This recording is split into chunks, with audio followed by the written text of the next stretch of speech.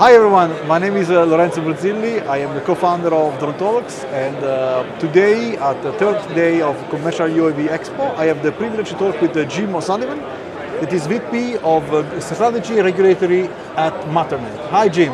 Hi Lorenzo, how are you? I have to say that if there is one company at the show that has been buzzed, rumored, talked about, that's you. So it's like, it's hot, right? Because Matternet was awarded the first type certificate, I guess, in the world for a drone, and it's really paving the way now for everybody else somehow to follow. So I guess literally everyone on the show wants to know, how did you get there? What it means for you? So let's start the conversation. How did you get to the TC? Well, it was certainly a long process. We started the process about 4 years and 4 months ago. Not that I'm counting. Well, I found the application with the FAA. We knew we needed a type certification to operate as part of an air carrier in the US, and so we got that process started. At the time, the FAA didn't really have a sense of how they wanted to certify unmanned aircraft. And it took about a year of working with them before they came out with what they called the DNR process, the durability and reliability process. We started that process with them the following summer, and have just been working through that process ever since. It was quite a different process than the typical aircraft certification process, as you well know. The process focuses on proving out the reliability of the design by actually flying, instead of doing analytical methods. And in addition to pushing through what was a new process for the FAA, the process had its twists and turns along the way. You know, one challenge was redefining the type cert boundary mid-process. Yes. So initially, we had expected the type cert to encompass the aircraft, the payload box, the battery, as well as the ground control station, and other support infrastructure such as landing pad and battery charger. About halfway through the process, the FAA decided that they wanted to redesign that boundary and focus on certifying only the flying portion, so the aircraft, the battery, and the payload box. That took quite some time to adjust to that new type cert policy, which added delays, but we were able to adapt and push forward. Fantastic, congratulations. I have so many questions for you. First of all, you mentioned it's 4 years and 4 months, but actually that was also because the DNR process didn't really exist when you actually apply, right? Yeah. So I understand that the actual DNR certification process was probably a little bit shorter than that, around 3 years or something like that. Am I about right? About right, yeah. I guess everybody's trying to gauge now, is it going to be me as well, like 3 years kind of thing? And of course you mentioned the redefinition of the boundaries, the associated elements that came out of that as well. And tell me something about the operational suitability data and all the work that has to be done on top to figure out whether this type certified aircraft can actually be used in operations. Have you done that as well? How is that going? Yeah, we did the operational suitability demonstrations as part of the type cert process. So those included a series of demonstration flights to show to the FAA things like how we handle different types of failures, as well as how we stay within the geofence and other kind of key metrics of performance of the aircraft. So we negotiated a series of tests in the test program with them. They sent a team out to observe the operational suitability demonstration tests, and we executed it, provided the flight test data back to the flight test group, and after some back and forth on the test report, we got that accepted.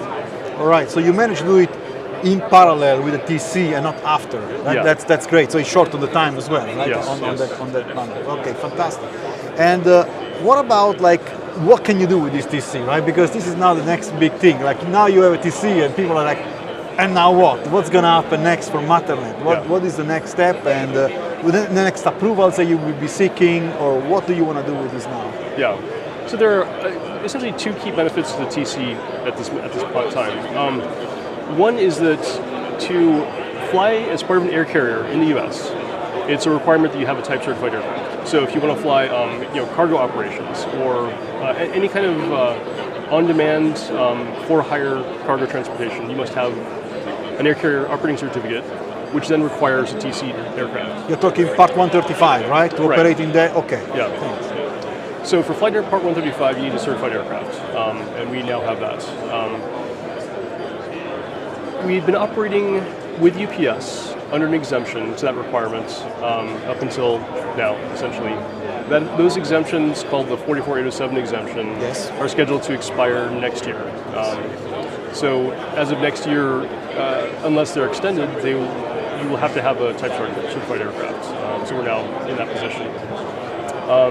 Another benefit of the type certified aircraft is if you want to fly over people under Part 107, there are a number of ways you can do that. One of them is to have a Category 4 aircraft. So an aircraft is airworthy and has a type certificate.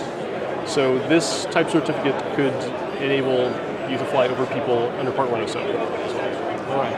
I don't want to go too technical, and I don't want to steal some of your secrets, right? But type certification is, I don't know, different categories when it comes to flying over people, different densities that you are allowed to fly. So again, I don't want you to tell me all the secrets, but like, how did you go about that part of the type certification process? Like, are you allowed to fly over people? You are happy with how many people you can fly over, or are you going to seek for more and more people as more as you fly, or you will stop your DNR demonstration at this point? What are your thoughts about that? Yeah, so the DNR process has a table of population densities and required test hours to fly to enable yourself to fly into that density. So we chose a population density that would cover our existing customers so that we could immediately continue flying under our existing customers. And we will continue pushing that population density higher with ongoing testing. Oh, that's very interesting. So the DNR testing process basically allows you, once you get the first level, to keep operating under DNR if you want and extend the hours, right? By accumulating more hours. This is the intention you have? Well, it would be, the mechanism would be an amended type certificate. Okay. So, as you know, anything technical has updates all the time, right? Yeah, that's so we want to fold in new improvements and reliability enhancements as part of an amended type certificate, and we've started that process with the FAA. You already started it already, so Yeah. there is no rest for you, Jim. Like, No, I guess no. now you're okay. Let me ask you something about parachute. Because, is the parachute a part of this deal somehow? Right, and what is your experience with testing and dealing with parachute testing with the FAA? How can you tell us that? ASTM standard, I guess, or? Yeah. So under DNR, the FAA recognizes the ASTM parachute standard 332218, I think it is, for validating the performance of a backup parachute. So if you have a parachute and you complete the ASTM testing, you are allowed to reduce the number of hours required under DNR testing. So you took benefit of that? We huh? did, yes. Okay. Fantastic. So, and what does this parachute testing entails? Just for those who don't know, like, do you need to go out there and actually use it, test it? Is Yeah. energy levels involved? Yeah, so for ASTM testing, that involves going to a third-party testing authority and conducting the series of parachute tests called out in the standard. There are about 45 in the older version of the standard. And then you calculate what they call an MDA, minimum descent or minimum deployment altitude. It's the lowest point at which you could fly where the parachute would be guaranteed to act properly. So then the MDA from the ASTM report then becomes part of your limitations in the certificate. Okay, that's great. And I mean, as you know, I'm coming from Europe, Switzerland. We have a slightly different process over there, which is called design verification report.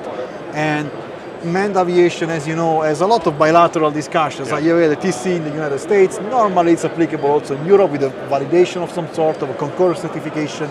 I guess you didn't do a concurrent certification, obviously, because the process doesn't exist in Europe.